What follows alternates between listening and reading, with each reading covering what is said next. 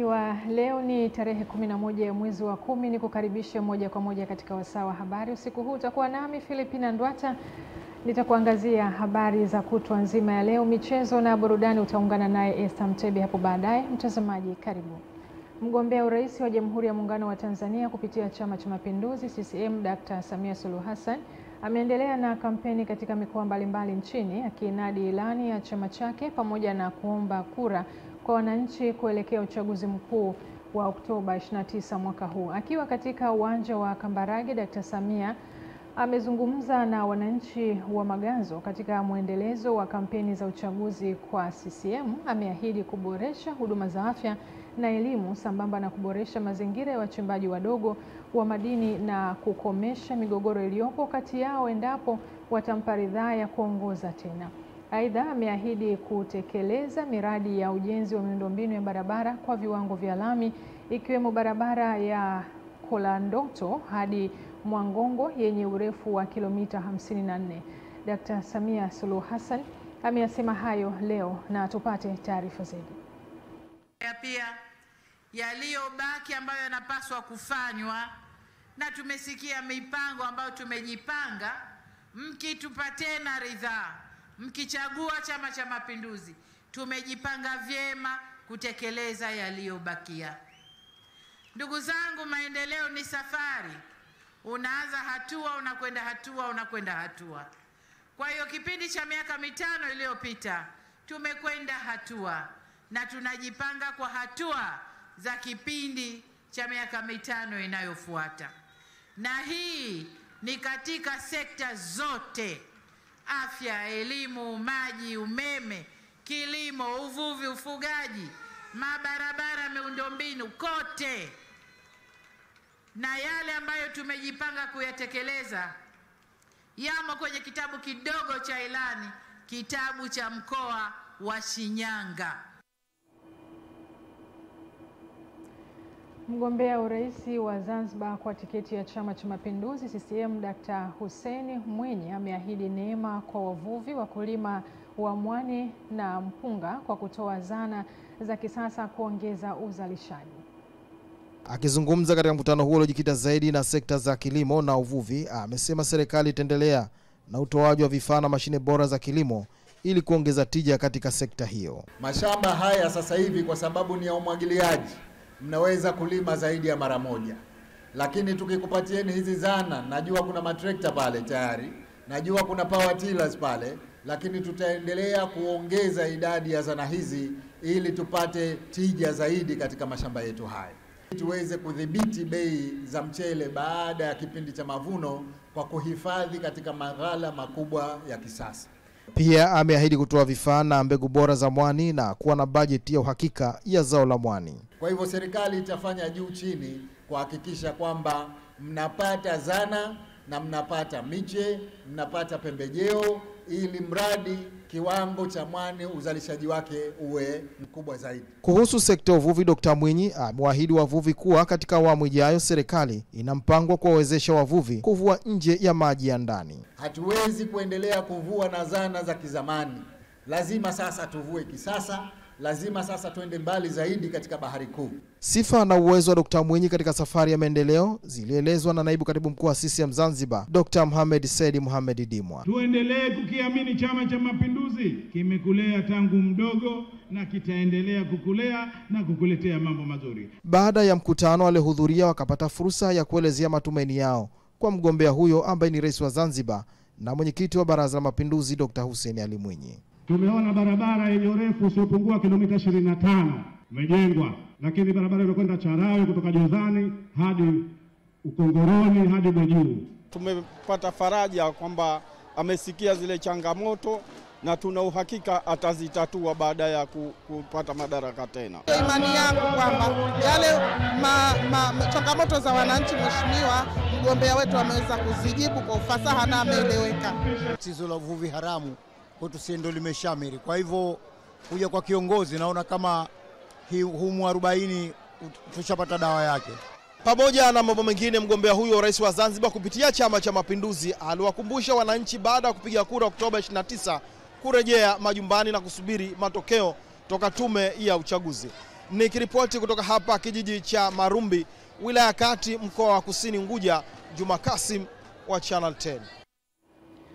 Mgombea urais wa Jamhuri ya Muungano wa Tanzania kupitia chama cha NLD, ndugu Doyo Hassan Doyo, amewaahidi wakazi wa mkoa wa Rukwa kujenga soko la kimataifa la mazao ya kilimo katika mji wa Sumbawanga. Wilbrod Sumia anatutaarifu zaidi. Akihutubia katika mkutano wa kampeni wa chama cha NLD uliofanyika mjini Sumbawanga, mgombea urais ametoa ahadi kadhaa ikiwa ni pamoja na soko la uhakika la mazao ya kilimo.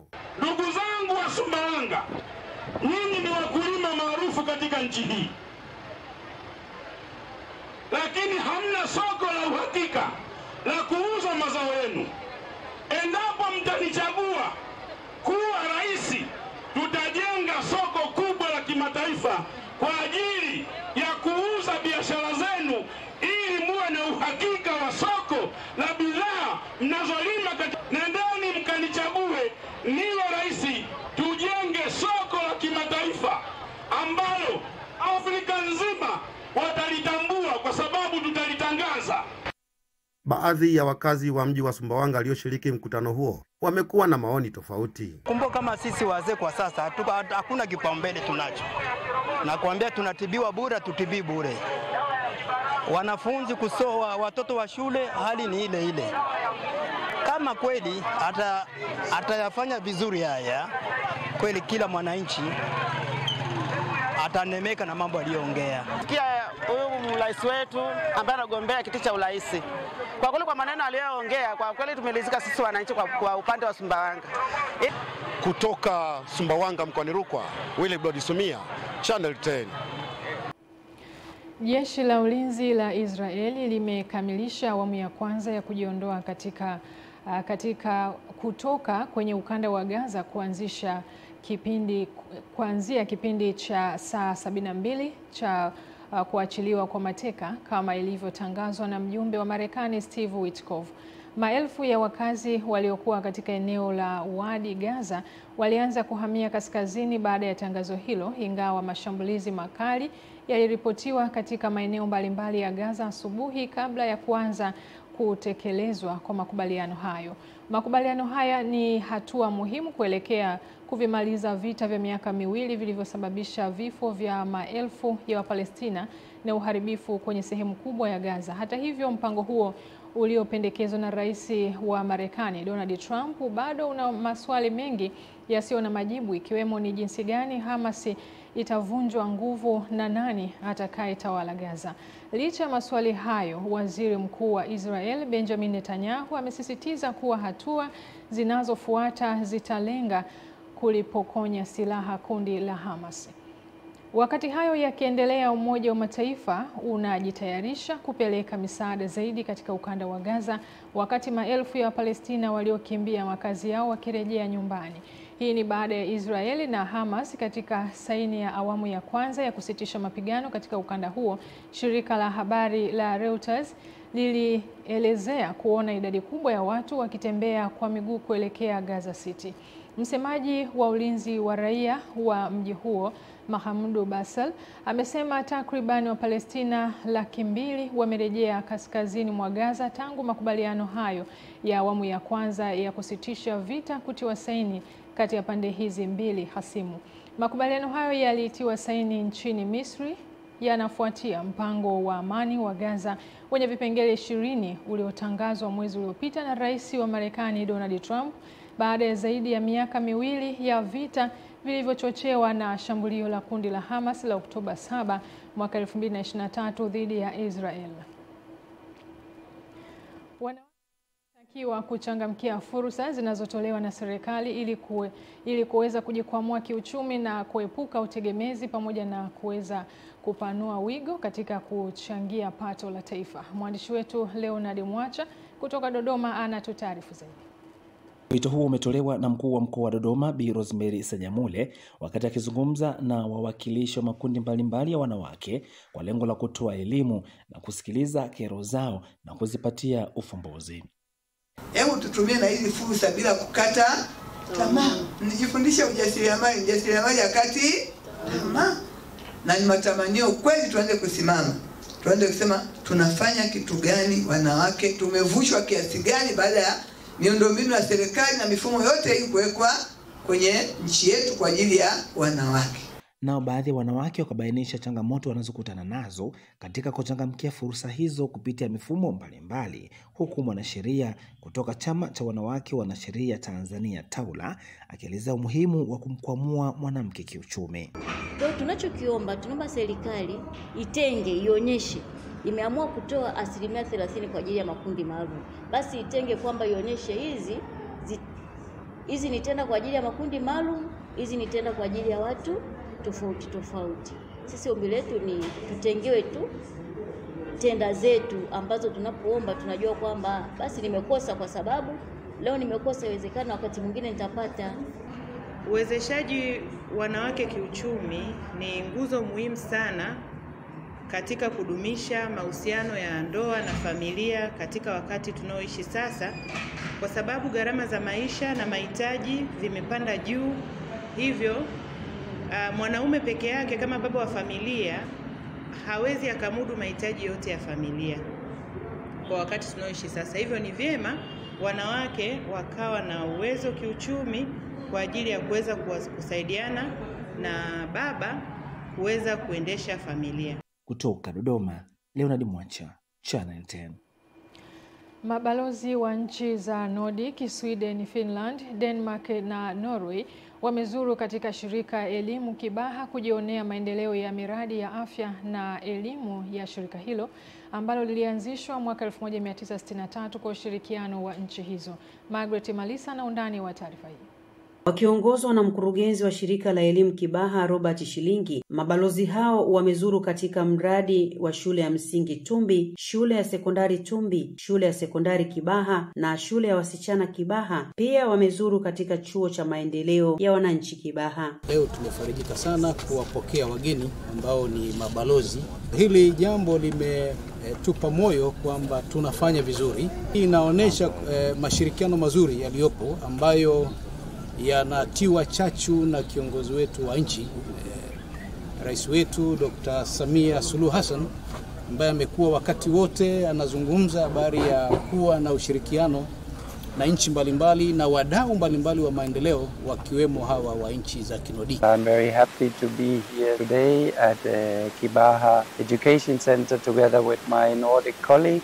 Wakizungumza kwa nyakati tofauti, mabalozi hao wameelezea kuridhishwa na maendeleo ya miradi hiyo, kuahidi kuendeleza ushirikiano huo kwa muda mrefu hasa katika nyanja ya afya na elimu. Shirika la Elimu Kibaha lilianzishwa mwaka 1963 kama mradi wa pamoja chini ya wafadhili 5 ambao ni serikali ya Tanganyika wakati huo na nchi 4 za Kinodic, na ilipofika mwaka 1970 mradi huu ulikabidhiwa rasmi kwa serikali na kuitwa Shirika la Elimu. Margaret Malisa, Channel 10. Shirika la Viwango Tanzania TBS kanda ya kati limeteketeza bidhaa za vipodozi, vyakula na vinywaji zaidi ya tani 1.53 zilizokamatwa katika msako wa kubaini bidhaa zisizofaa kwa matumizi kutokana na kuhaririwa muda wa mwisho wa matumizi pamoja na kubandikwa nembo ya ubora iliyogushiwa ya shirika hilo. Taarifa zaidi na Amani Mbando. Bidhaa zilizoteketezwa zilibainika katika msako uliofanyika mikoa ya Singida, Iringa na Dodoma kwa kipindi cha miezi mitatu iliyopita kuanzia Julai hadi Septemba mwaka huu, ambapo shirika la viwango TBS limesema endapo zingewafikia walaji zingesababisha madhara ya kiafya ikiwemo magonjwa ya saratani. Kwenye upande wa chakula sasa, kwa bidhaa ambazo zimeisha matumizi ya muda wake pamoja na zile ambazo zimehaririwa, kinaweza kutokea ni magonjwa moja kwa moja ya muda mfupi na muda mrefu, lakini pia inaweza kupelekea kansa. Lakini pia kwenye upande wa vipodozi inaweza kuleta athari kwenye ngozi, kwenye macho, kwenye mfumo wa uzazi kwa kina mama, ukuaji wa utoto pamoja na kansa ya ngozi. Maafisa wa serikali pamoja na wa TBS walioshiriki zoezi hilo la kuteketeza bidhaa zisizofaa kwa matumizi ya binadamu wametoa rai kwa wafanyabiashara kujenga utaratibu wa kukagua bidhaa kisha kuzitenga zisizohitajika na kuwasiliana na mamlaka ili ziteketezwe. Ni kuhakikisha kwamba wanafanya ukaguzi wa mara kwa mara ili kuweza kulinda ubora wa zile bidhaa ambazo wanaziuza, namba 1. Lakini namba 2, kuepuka kuhariri taarifa za matumizi kwenye zile bidhaa ambazo wanaziuza. Iwe ni jukumu la mmoja mmoja, kuanzia wauzaji pamoja na watumiaji. Kabla hujaangalia bidhaa, ni vizuri ukasoma imezalishwa lini na ina expire lini, yani inaisha muda wake wa matumizi lini. Baadhi ya wafanyabiashara ambao bidhaa hizo zimebainika kwenye maeneo yao, pamoja na kueleza umuhimu wa zoezi hilo, wamepongeza ushirikishwaji walioupata kutoka TBS, huku mwakilishi wa mkuu wa wilaya ya Dodoma katika uteketezaji huo akitoa rai kwa wananchi na wafanyabiashara. Natoa wito kwa wafanyabiashara wenzangu waliopo ndani na nje ya mji huu, wasiogope kushiriki vitu kama hivi kwa sababu vinakujenga na kukutengenezea ujasiri wa vitu vingi. Kwa hiyo unapokutana na changamoto kama hizi, unajifunza hata unapoenda kufanya manunuzi ya bidhaa zako, unatakiwa kuzingatia vitu gani ili ujue cha kubeba na cha kuacha. Mnapoona bidhaa zinatolewa, isiwe sababu ya wafanyabiashara kutake action ya kuweza kwamba kukasirika kwamba biashara imeondolewa na kwamba unaweza kukuingizia hasara.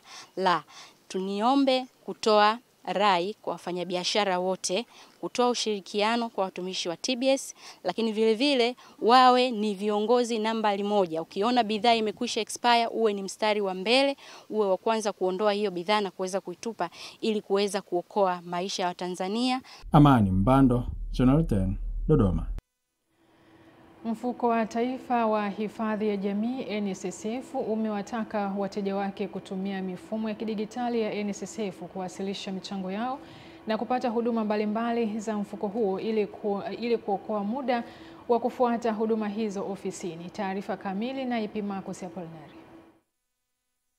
Akizungumza wakati wa hitimisho la wiki ya huduma kwa wateja, kaimu meneja wa NSSF mkoa wa Mbeya Metsa Salum amesema NSSF imeboresha huduma zake na kuwataka waajiri kutoa michango ya watumishi wao kwa wakati na kutumia mifumo hiyo kuokoa muda wa kufuata huduma mbalimbali za mfuko huo. Waajiri wetu wengine wako mbali kabisa, kilomita zaidi ya 20, 30, 40, 50 huko.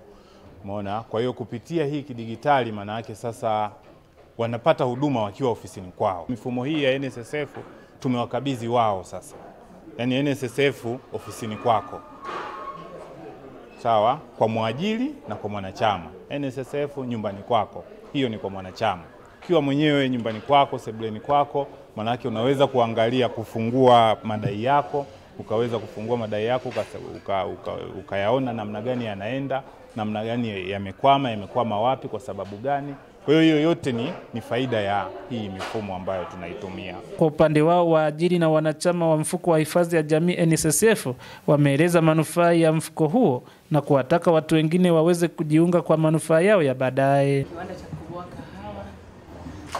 Lakini tunashukuru kwa huduma nzuri ambazo tunapata kwa NSSF. Na moja ya huduma ambao kama mama nitakuwa naifurahia na naithibitisha kwamba mnatufanyia vizuri ni huduma ile ya uzazi. Wanachama wangu au wafanyakazi wenzangu wanapata huduma muhimu kabisa, na wanapohitaji mafao yao naona tunashirikiana kwa pamoja, hakuna tatizo lolote, na kwamba na mimi nikiwa mmoja wapo nimepata huduma mahala hapa na naendelea kupata huduma. Kwa niaba tu ya uongozi wa Stekofi, shukrani zangu za dhati. Nikiripoti kutoka mkoani Mbeya, Epimakus Apolinari, Channel 10. Watoto wa kiume katika mkoa wa Songwe wamelalamikia kusahaulika katika masuala ya kutokomeza ukatili wa kijinsia na kudai kuwa serikali na wadau wa haki za watoto wameelekeza zaidi nguvu zao kwa watoto wa kike, hivyo wanaomba nao wapewe kipaumbele kwa kuwa ni miongoni mwa waathirika wa vitendo hivyo. Taarifa hii inaangaziwa na Rose Chapewa. Jeshi la polisi mkoa wa Songwe kitengo cha dawati la jinsia na watoto limezindua kampeni ya tuwaambie kabla hawajaharibika. Kampeni ambayo imezinduliwa katika shule ya sekondari Kisimani iliyopo Mlowo kwa kutoa elimu ya ukatili, na ndipo wanafunzi wakaeleza haya. Mnatusahau sana, oneni tuharibika. Hivi sasa ni laana, nani atawajibika? Isikieni sauti ya wavulana. Yaani serikali pamoja na wadau wengine ambao wanadai haki za watoto wamebezi sana kwa jinsia ya kike, wameisahau ya kiume. Nashauri kwamba serikali iweke usawa. Kamishna msaidizi wa polisi ACP Akama Mohamed Shaban anasema lengo la kampeni hiyo ni kuwafikia wanafunzi wote wa mkoa wa Songwe. Kuambia malengo dhidi ya ukatili ya wanawake na watoto, matumizi mabaya ya mtandao, mimba za utotoni ndo rika hatarishi. Kwa hiyo tumeona tuwawahi. Lengo la kampeni hii kuwafikia vijana wote wa sekondari, kuzuia shinikizo rika, yaani kwamba kuwafundisha namna ya kukataa vishawishi na mashinikizo yanaweza kuwafanya waingie katika tabia hatarishi. Nimezungumza na wanafunzi wa kike, wanasema elimu hiyo inatija kwao. Wanatupatia elimu mbalimbali kwa ajili ya sisi kama watoto wa kike, namna gani tunaweza kutoa taarifa kulingana na vitendo vya kikatili tunavyofanyiwa. Hiki ambacho serikali imeamua kukifanya, kutupa elimu jinsi ya kutoa taarifa na pia jinsi ya kuepukana na unyanyasaji mbalimbali wa kijinsia ni kitu kizuri na kitatusaidia sana kuepukana na vitendo vya unyanyasaji. Kampeni hii ya tuwaambie kabla hawajaharibika inalenga kuwaelimisha vijana madhara ya ngono uzembe, mimba za utotoni, madhara ya kupata maambukizi ama VVU,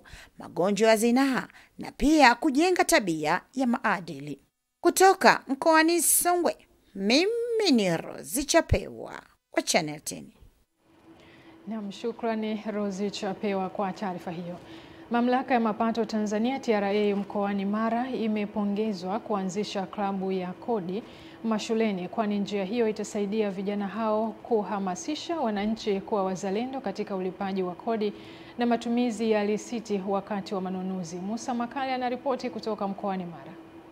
Kuanzishwa kwa klabu hizo za kodi mashuleni inatajwa itasaidia kundi la vijana kuwa mabalozi wa kodi, lakini pia kulijengea uwezo kundi hili kuwa wazalendo ngari chini ili kusaidia kutengeneza ulipa kodi bora wa baadaye. Sasa tuko shule lakini hatulipi ada yoyote.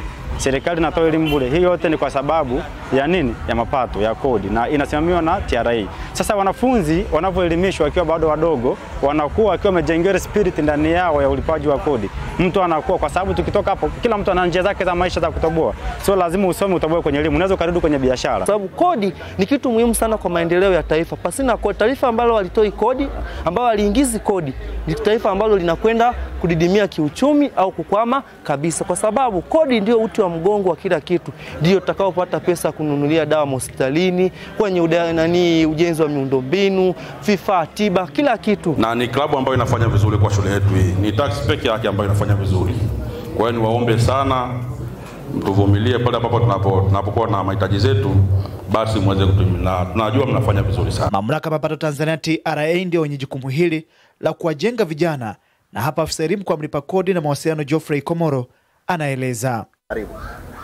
Sisi kama mamlaka mapato tunawatumia vijana hawa kwanza wawe mabalozi kwa sababu watakuwa wamepata ufahamu wa masuala ya kodi, watakuwa walimu wa wenzao hapa shuleni. Pia tunapotegemea watakapomaliza wengine wataajiriwa katika mamlaka mapato na wakawa wafanyakazi wa mamlaka mapato, watakuwa na uelewa wa masuala ya kodi. Pia wengine watakuwa ni wafanyabiashara, kwa hiyo watakuwa na uelewa wa kodi, na pia watatumika katika kuhamasisha kudai risiti wanapofanya manunuzi na kutoa risiti kwenye manunuzi. Musa Makali, Channel 10, Mara. Ripoti ya Musa Makali kutoka mkoani Mara inatamatisha habari sehemu ya kwanza, na mtazamaji, tuende mapumziko mafupi. Tukirejea ni wasaa wa habari za michezo na burudani, utaungana naye Esther Mtebe. Hii ni Channel 10 Plus, nami ni Philipina Ndwata.